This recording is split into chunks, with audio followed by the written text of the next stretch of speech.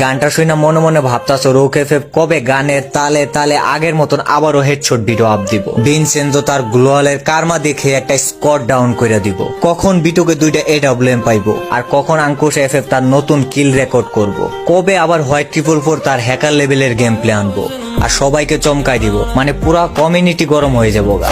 কত ইমোশন ছিল ভাই, এই গানগুলা শুনলে শরীরের লোমগুলা অটোমেটিক দাঁড়ায় যায়। মানে অনেকটা ইমোশন নিয়ে আমরা গেমটা খেলতাম ভাই।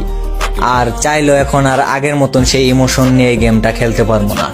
আমরা যারা আগে এই গানের তালে তালে এই গেমটা খেলছি, কতটা ইমোশন নিয়ে গেম খেলছি, আর নতুন যারা খেলে তারা এই গানগুলার ইমোশন বুঝবো না, কতটা ইমোশন নিয়ে এই গানের তালে তালে আমরা গেম প্লে করছি।